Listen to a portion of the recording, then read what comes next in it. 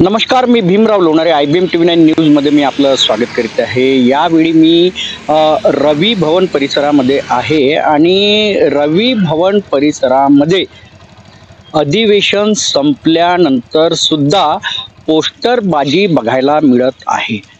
आपण बघू शकता ही पोस्टरबाजी कशा प्रकारे या रवी भवन परिसरामध्ये नेत्यांच्या चाहत्यांनी पोस्टरबाजी केलेली आहे आणि रवी भवनचं विद्रुपीकरण केलेलं आहे. हे बघू शकता कशा प्रकारे रवी भवनचं विद्रुपीकरण करण्यात आलेलं आहे. आदित्य ठाकरे काय म्हणाले की पोस्टरबाजी जे करतात त्यावर लगाम असायला हवी असं महाराष्ट्र सरकारला त्यांनी एका पत्राद्वारे सांगितलेलं आहे. परंतु नागपुरामध्ये हिवाळी अधिवेशन संपलं आणि हिवाळी अधिवेशन संपून आज आठवडा लोटायला आलेला आहे.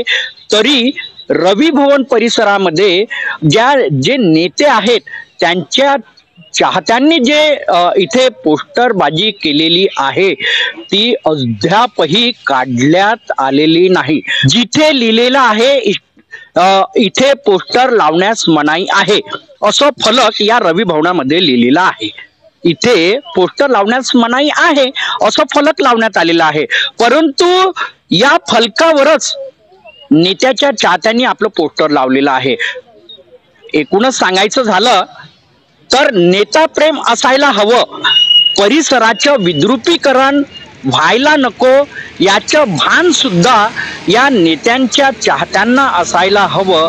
कारण सांगायचं झालं तर हा जो रवी भवन परिसर आहे हा एक शासकीय परिसर आहे आणि शासकीय परिसरामध्ये नियम अटी असतात.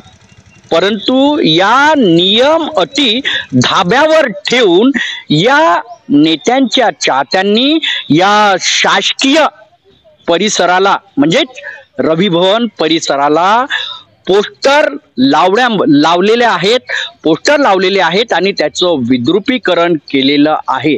या नेत्यांच्या चाहत्यांवर कुणाचं वचक नाही असं एकूणच दृश्य आम्हाला या रवी भवन परिसरामध्ये बघायला मिळत आहे. काय या रवी भवन परिसरातील जे अधिकारी आहेत ते या पोस्टरबाजी केलेल्या नेत्यांच्या कार्यकर्त्यांवर कारवाई करणार का हे बघण्यासारखं आहे. तोपर्यंत आपण बघत राहा IBM TV9 न्यूज. आमच्या चॅनलला लाईक सबस्क्राईब करा. आयकॉन बेल बटन दाबण्यात मात्र तुम्ही विसरू नका. धन्यवाद. नमस्कार.